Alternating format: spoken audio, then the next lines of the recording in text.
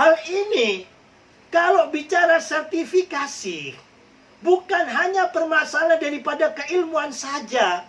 Mereka itu banyak yang berilmu, akan tetapi, kata Gus Pram tadi, pasca reformasi, mazhab ini tumplek-blek ke Indonesia. Indonesia yang mayoritas ahli sunnah wal jamaah ala an-nahdiyah ini, ya kan? Nah, kemasukan kelompok-kelompok yang mana mereka itu membebaskan ataupun, ya Gus Pram lagi yang Gus katakan tadi, di luar negeri ini banyak sekolah pendidik sampai perguruan tinggi gratis, bahkan dapat beasiswa. Makanya banyak santri-santri kita ini, khususnya orang tuanya yang middle in, itu menyekolahkan anaknya yang dapat beasiswa gratis. Nah, disitulah dia tidak melihat madhabnya apa. Begitu lulus daripada di perguruan tinggi di luar negeri, keluarganya NU, dakwahannya, orang tuanya, tetangganya, guru-gurunya, ini dibid'ah-bid'ahkan, ini didolalahkan, ini dikafirkan. Sehingga lah timbul apa? Konflik horizontal. Nah, berangkat dari hal itu semuanya, yang paling kita takutkan adalah apa? Kelompok-kelompok transnasional yang hendak ataupun mau mengubah daripada apa? Ideologi bangsa kita. Bagi kita seperti dikatakan ya orang NU bahwa Pancasila NKRI ini harga mati. Karena Pancasila ini misa kongolido kita, ya. Perjanjian yang kuat bagi kita. Mereka tidak ikut bertempur, ya. Abah saya itu kalau cerita, ya, saya itu kalau masih kecil, makan tersisa sedikitnya disentil. Karena tahu betul susahnya bagaimana apa hidup di dalam zaman penjajahan. Abah saya dari Madura hijrah ke Surabaya di zaman apa? Orang mate lo ke kubur dong, ya. Di zaman apa? Orang meninggal tidak terkuburkan. Yaitu di zaman pendudukan Jepang kan begitu, ya. Makan kedebok kata Abah itu kan cerita di sana. Sampai pada waktu resolusi jihad itu, untung orang ya tinggal di Surabaya itu masih hidup, itu alhamdulillah kan gitu. Nah, mereka kelompok-kelompok inilah yang harus apa? Diatur.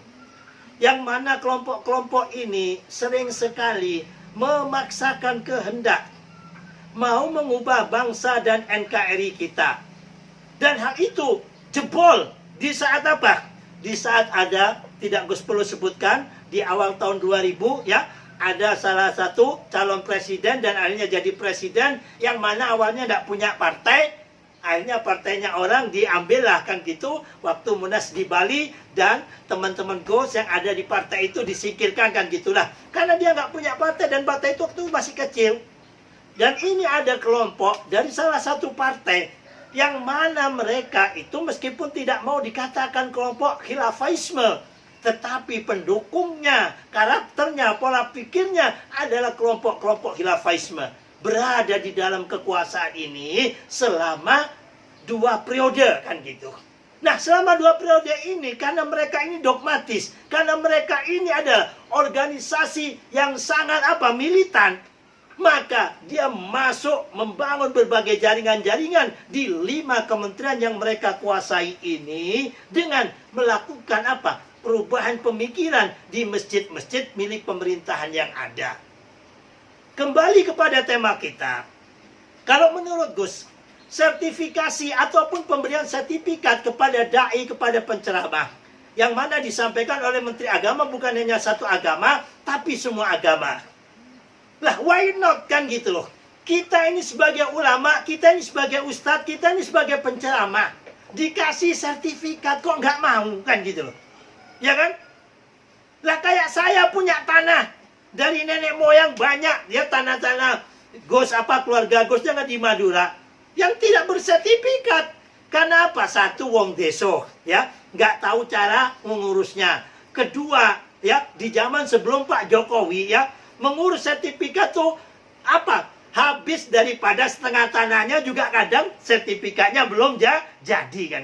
Alhamdulillah di zaman Pak Jokowi sertifikat dibagikan gratisan.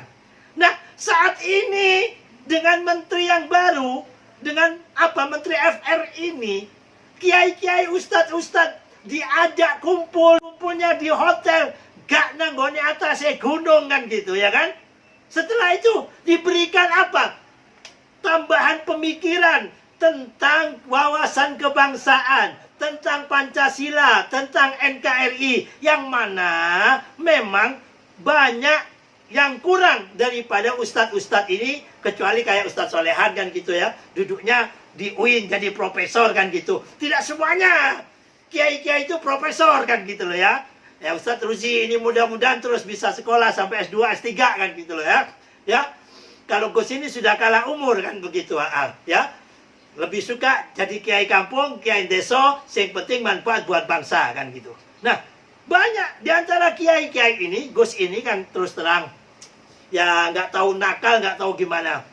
Dulu di Gontor ya, sanawiyah ya, karena di Gontor nggak ada ijazah, sanawiyah ke Tambak Beras ya, memperdalam ilmu Al-Quran di Romo Jalan Ali di Cokir, aliyahnya di Tebu Ireng ya, terus usuluddinnya di Darul Ulum Jombang kan gitu ya.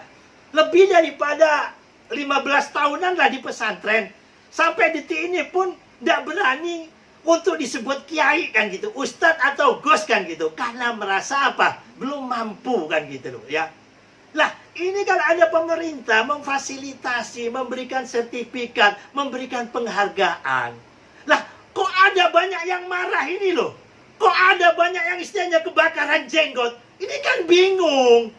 Kalau antum-antum, hei para pendai ya kan, para penceramah, kalau memang dari pesantren, kalau memang punya keilmuan, ya kan, ya, dites fa'ala yafulu fa'lan atau ala wajni apa kan, tinggal menjawab. Tapi kalau antum-antum itu, ya kan, baru saja mu'alaf masuk Islam, ya kan, karena apa? Karena suka ceramah atau bisa bicara jelek-jelekan agamanya yang lalu. Wah, ini dikompori, laku semacam ini. Inilah yang harus ditertibkan. Jadi kesimpulan menurut Gus ya, sertifikat, pemberian sertifikat kepada para mubalek ini merupakan suatu bentuk penghargaan yang luar biasa dari pemerintah yang harus kita apresiasi bersama. Yang penting seperti kata Yai Solehan atau siapa? Gus Pram tadi, jangan diwajibkan terlebih dahulu kan gitu loh. Jadi butuh suatu bentuk pemrosesan. Kalau menurut Gus, tingkatkan terus pemberian sertifikat ini kepada mubalik yang ada. Ya.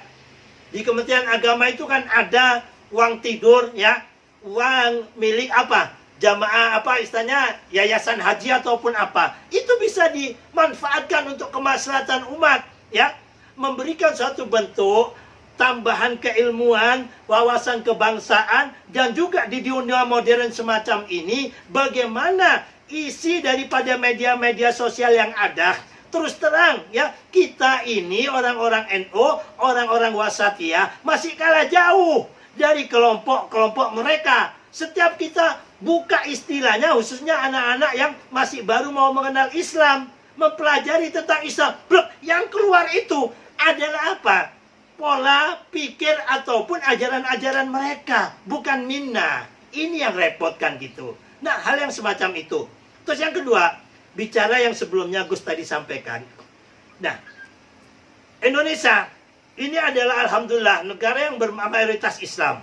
Tetapi pasca reformasi, keislaman Indonesia yang penuh dengan kesantunan, keramat tamahan yang diwariskan oleh Wali Songo ini seakan-akan bukan lagi menjadi Islam yang ramah, tetapi Islam yang marah.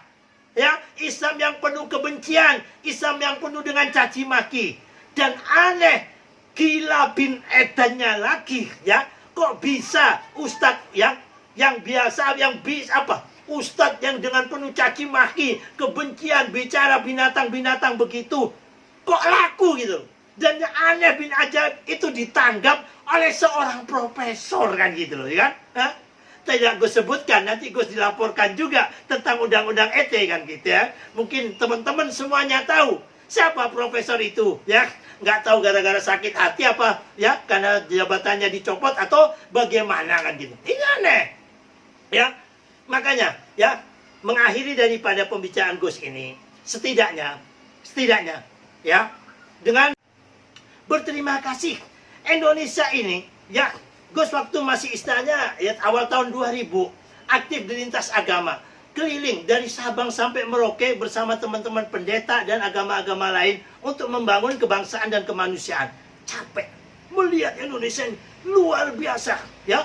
Waktu apa terjadi di Aceh itu ada tsunami, ya, 3 bulan bolak-balik itu, ya. Waktu di Nabire, waktu di Biak, waktu sampai di Halmaherasan, subhanallah.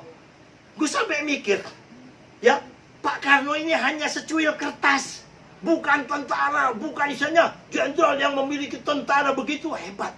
Lah kok bisa-bisanya mereka ini semuanya mau bersatu hanya dengan kertas yang dibacakan oleh Pak Karno.